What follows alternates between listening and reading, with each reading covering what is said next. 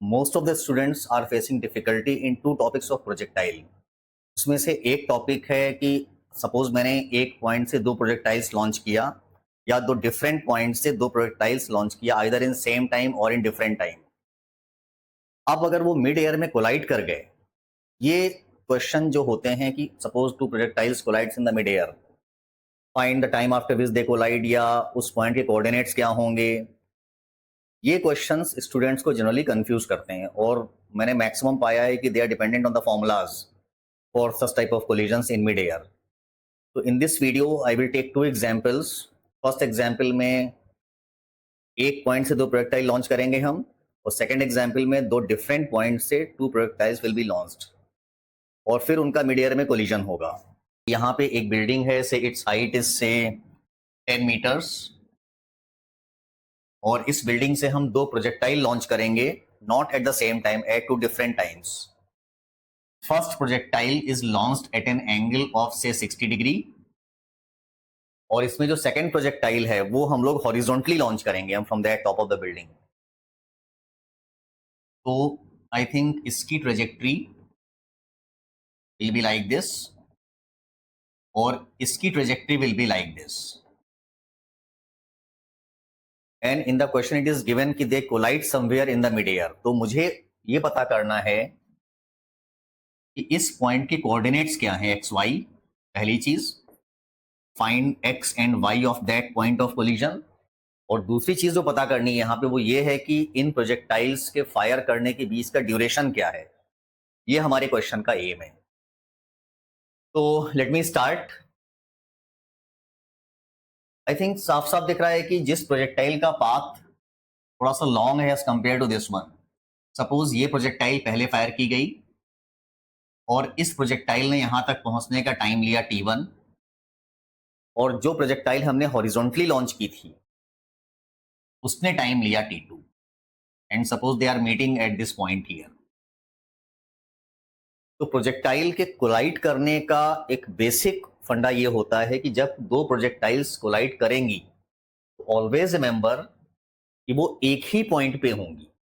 इसका मतलब है कि दोनों प्रोजेक्टाइल के x coordinates and y coordinates will be same. ये अप्रोच हम लोग यूज करेंगे। एंड वन थिंग मोर, हम लोग इस क्वेश्चन को बिना रिलेटिव के सॉल्व कर रहे हैं बिकॉज मैं मान के चल रहा हूं कि अभी स्टूडेंट ने रिलेटिव वेलोसिटी नहीं पढ़ी हुई है, तो without that relative approach we will solve this question. Now see, let us talk about the first projectile. This is projectile number 1, it took some time t1. This is projectile number 2, it took some time t2. तो projectile number 1 का जो x coordinate होगा, see, that will be u cos 60 into t1। और इस question में एक चीज और दिया गया है कि दोनों की स्पीड सेम है, and that u is equal to 5√3 meters per second. This is given in the question. तो हमने x कोऑर्डिनेट कैसे लिखा है? फर्स्ट प्रोजेक्टाइल की horizontal speed is u cos 60 into time t1। ये उसका x कोऑर्डिनेट हो गया, देखिए लाइक दिस। वो मैंने यहां पे लिख दिया है। I will write this u as what, it is 5√3। 5√3 cos 60 into t1 is the x coordinate of the first projectile. Similarly second projectile की तो स्पीड पूरी की पूरी हॉरिजॉन्टली है, उसका जो x कोऑर्डिनेट होगा वो हो जाएगा 5√3 into t2. I have just equated the x coordinate of both the projectiles because they are at the same point. इस इक्वेशन से हमें क्या मिला? 5√3, what is cos 60 sin 30 into t1 is equal to 5√3 into t2. So we got t1 is equal to 2 times t2.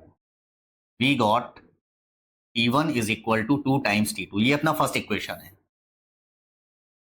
Of course, t1 will be more than t2 because first projectile का जो path है वो comparatively longer है as compare to second projectile, तो उसको थोड़ा पहले launch किया गया था। अब बात करते हैं वाई कोऑर्डिनेट की, एंड बी केयरफुल, सबसे ज्यादा प्रॉब्लम्स आती हैं वाई कोऑर्डिनेट लिखने में। See, let us talk about the first projectile.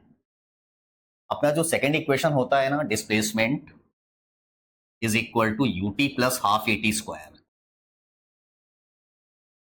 इसमें डिस्प्लेसमेंट पे ध्यान दीजिए थोड़ा सा, ये होता final position minus initial position. तो हम इस इक्वेशन को यूज करेंगे along Y axis. What is final position of the first projectile? I think this is the final position. मैंने इसको ओरिजिन माना हुआ है ना, इसकी फाइनल पोजीशन वाई है, और इसकी जो इनिशियल पोजीशन आप चुपचाप लिख दीजिए यहां पे, final minus initial is equal to vector u along y axis. I think it's 5 root 3 sin 60. 5 root 3 sin 60 into t plus half into a into t1 square. Sorry, first projectile का time t1 माना है हमने, तो यहां भी हम t1 लिखेंगे। तो यहां से आएगा आपका फर्स्ट प्रोजेक्टाइल का y coordinate at some time t1 जब वो कोलाइड कर रही है। What we are getting here, y is equal to 10 plus what is sin 60? I think it's root 3 by 2. What is root 3 by 2? 15 by 2 plus 15 upon 2 times t1 minus 5 times t1 square. ये आपके first projectile का y coordinate है eight some time t1, और यही y coordinate second projectile का भी होगा। अब look at the second projectile. Second projectile को हमने हॉरिजॉन्टली लॉन्च किया है, मतलब उसकी vertical velocity initial is your 0, correct. यहां भी वही सिचुएशन लिखिए, final minus initial is equal to UT plus half into A into T square. इससे हमें क्या मिल गया, y is equal to 10 minus 5t square, या you can say t2 square by 2। तो ये सेकेंड पार्टिकल का y कोऑर्डिनेट है आफ्टर टाइम t2, जब वो यहां पे उस फर्स्ट से प्रोजेक्टाइल से कोलाइड किया हुआ है। अब क्योंकि ये दोनों प्रोजेक्टाइल्स एक ही पॉइंट पे हैं, तो आपको इसके y कोऑर्डिनेट्स भी इक्वेट करने हैं, मतलब 10, just write y1 is equal to y2। ये तो जब आप y कोऑर्डिनेट्स भी इक्वेट करेंगे, ऑलरेडी हम लोग x कोऑर्डिनेट इक्वेट करके we have already got this equation, t1 is equal to 2 times t2। तो you will get one more equation when you equate y1 to y2, और वो जो second equation होगा it will be again in t1 and t2। तो solving these two equations मैं लिख दे रहा हूं। What will the second equation? The second equation will be 10 plus 15 by 2 times t1 minus 5 times t1 square is equal to y2, which is equal to 10 minus 5 times t2 square। ये वो second equation है। अब इस इक्वेशन को इसके साथ solve करना है आप, और इनको सॉल्व करके you will get the values of t1 and t2। Course you will get some quadratic equation. तो मैं लिख दे रहा हूं आंसर इसका। You will get t1 is equal to 2 seconds and t1 is equal to 2 seconds you will get, और t2 is equal to 1 second आएगा। ये आंसर है इसका। तो what's the difference between these two times, या आप ऐसे कह सकते हो कि उनके बीच का इंटरवल कितना था जब उनकी फायरिंग हुई है। You will write the difference between these two times is coming how much, 1 second। यानी हमने सेकेंड प्रोजेक्टाइल को 1 second के बाद फायरिंग की हुई।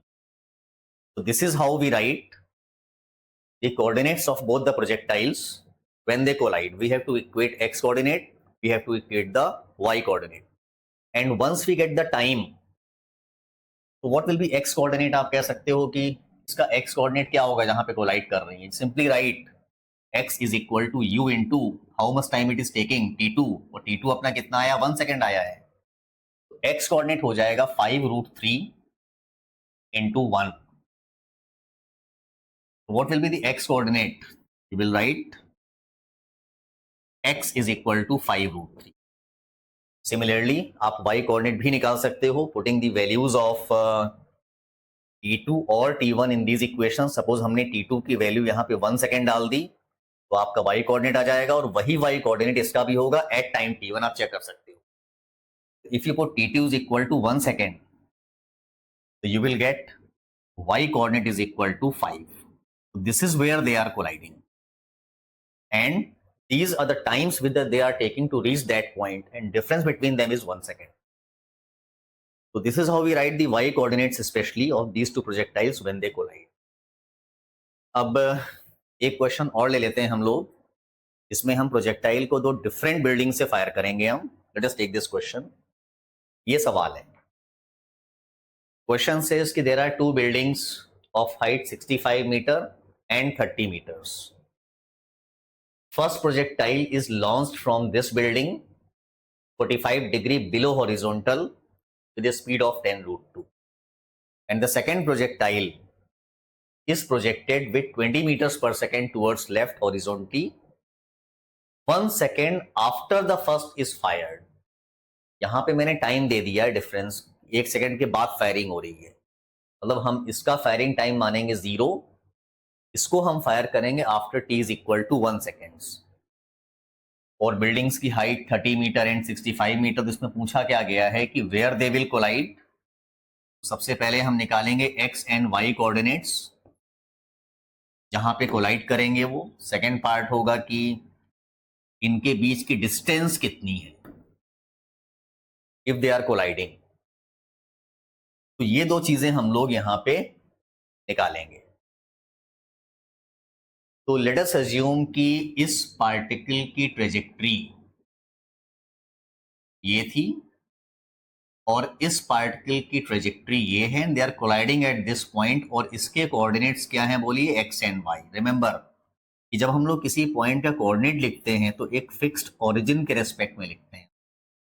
तो मैंने इस पॉइंट को माना हुआ है ओरिजिन ऑफ द कोऑर्डिनेट्स, इसके रेस्पेक्ट में हम दोनों के x इक्वेट करेंगे और दोनों के y कोऑर्डिनेट्स भी इक्वेट कर देंगे. तो let me begin.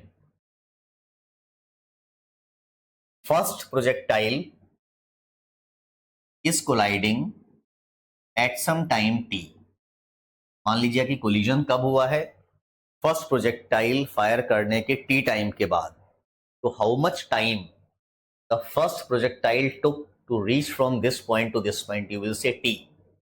And how much time the second took to go from here to here, you will say t minus 1 because उसको हमने 1 सेकेंड के बाद लॉन्च किया है. तो आप कह सकते हो for the first projectile से this is projectile number 1. पहले के लिए हम x क्या लिखेंगे, of course we are measuring x from here. तो पहले का x कोऑर्डिनेट देखिए ये है.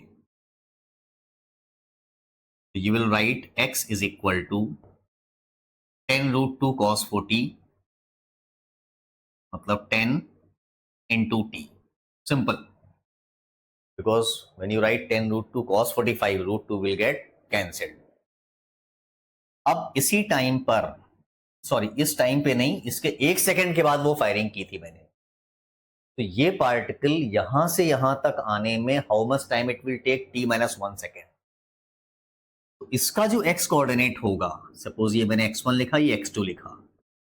रिमेंबर इसका x कोऑर्डिनेट सेकंड वाले का भी हम यहीं से नापेंगे. ये गलती मत करिएगा कि आप यहां से नाप लीजिएगा इसको. ये कितना चला, ये distance I think it's 20 times t minus 1, correct. ये रहा उसका x कोऑर्डिनेट सी, ऐसे. तो आप बोलोगे कि सेकंड पार्टिकल का जो x कोऑर्डिनेट है ये है, which is equal to d minus speed into time it took. Origin दोनों के लिए एक ही है, यहां से नाप के लिखना है आपको. Equate them, you will get 10t is equal to d minus 20 times t minus 1. ये आपका फर्स्ट इक्वेशन है. ये now we will try to write the y coordinates of both the particles. So let me write the y coordinate of the first particle. You will write final minus initial. What was initial here? 65. This is equal to ut plus half at square. What is u? 10 root 2 का vertical component नीचे की. तो आप लिखोगे I think 10t plus half a into t square. इसने time T लिया है, यहाँ पे आप t-1 मत यूज कर लीजिएगा बिकॉज t-1 इसके लिए टाइम है। यहाँ पे मैंने कन्वेंशंस फॉलो किए हैं, फाइनल माइनस इनिशियल, इनिशियल देख 65 ये है और फाइनल y है, is equal to ut plus anything downward is negative, तो आपका initial speed along y negative है, तो ग्रेविटी भी नेगेटिव है। This gives y is equal to 65 minus 10t minus 5t square. This is equation number 1 for this projectile. अब बात करते हैं इस प्रोजेक्टाइल की। Again final minus initial, you will write for the second projectile, ये तो first के लिए हो गया, लेफ्ट वाले के लिए, और राइट वाले के लिए आप लिखोगे final minus initial. What was initial? I think it was 30 meters plus. This is equal to, अब जो इसका u है वो 0 है, u is 0 और हाफ इंटू -10 इंटू t-1 का होल स्क्वायर, बिकॉज उसने जो टाइम लिया हुआ है वो 1 सेकेंड कम लिया हुआ है, बिकॉज उसको हमने 1 सेकेंड के बाद फायरिंग की है, और हम टाइम नाप कहां से रहे हैं, इसको फायरिंग करने के बाद से। तो इससे क्या मिल गया हमको, y is equal to 30 minus 5 times t-1 का whole square. This is your second equation and this was your first equation. आप चाहो तो इसको y1 लिख सकते हो और y2 लिख सकते हो, बिकॉज फाइनली क्या करोगे आप, y1 is equal to y2, because collision का मतलब ही होता है कि they are at the same coordinates, मतलब दोनों के y 0 होंगे, सॉरी इक्वल होंगे, और दोनों के x भी इक्वल होंगे, जो ऑलरेडी आप कर चुके हो। तो अगर हम y1 is equal to y2 करेंगे तो what we will get, see 65 minus 10t minus 5t square is equal to 30 minus 5 times t square plus 1 minus 2t। Let us simplify it. So 65 minus 10t minus 5t square is equal to 30 minus 5t square minus 5 plus 10t. So you will find कि 5t square is getting cancelled. 65 minus 10t is equal to 30 minus 5 plus 10t. तो 10t आप वहाँ ले जाइए और 30 minus 5 25 यहाँ ले आइए, तो लेफ्ट हैंड साइड में क्या बचेगा, I think 65 minus 30 is 35 plus 5 you will get 40 is equal to 20t। तो जो आपका टाइम आ रहा है वो 2 सेकेंड्स है यहाँ पे, मींस इस प्रोजेक्टाइल को फायर करने के 2 सेकेंड के बाद कोलिजन होगा। उसने कितना टाइम लिया वहां पे, I think it will take how much, 2 - 1 seconds आ जाएगा उसका, बिकॉज उसको आपने 1 सेकेंड के बाद फायरिंग की है। तो क्या आंसर हुआ, पहला तो आंसर ये हुआ कि the left projectile is taking 2 seconds and the right projectile is taking 1 second. ये आंसर हो गया कोलिजन के बारे में, जब वो कोलाइड कर रहे हैं टाइम हो गया। Second thing, we have to get the value of d also. आप इस इक्वेशन में टाइम की वैल्यू 2 सेकेंड डाल दीजिए, what you will get, 20 is equal to d minus 20 times 1। तो how much d you are getting, you are getting d is equal to 40 metres. ये 40 metre is the answer. इसका जो answer है वो है आपका 40 मीटर्स। ये मैं आंसर को थोड़ा सा कलर्ड फॉर्म में कर दे रहा हूं। These are the times of collision. ये है बिल्डिंग्स के बीच की distance, and the last thing we have to calculate are the coordinates of these two particle, this particle जहां पे कोलाइड कर रहे हैं वो बहुत सिंपल है। हम x में t डाल दीजिए तो x आ जाएगा, y में t डाल दीजिए तो y आ जाएगा। तो जब हम x में t डालेंगे हम, तो what you will get, see x is equal to 20। अब देखते हैं y कितना आएगा। If you put t is equal to 2 seconds here, you will get y is equal to 25 meters. So this is how we solve the questions of collision in mid-air without using relative concept. जब हम लोग relative पढ़ेंगे तो उस समय हम इन्हीं questions को relative method से approach करेंगे हम, and you will see the difference. फिलहाल यहाँ पे हमारा aim क्या था? How to write the coordinates of the particles when they are colliding at the moment they are colliding. So I think these two questions must have told you the basics of this collision concept. And I am sure कि आप collision के सवाल properly fundamental based without using any formula attempt कर पाएंगे. So stay connected with these videos for more informative discussions on fundamental concepts. Thank you so much.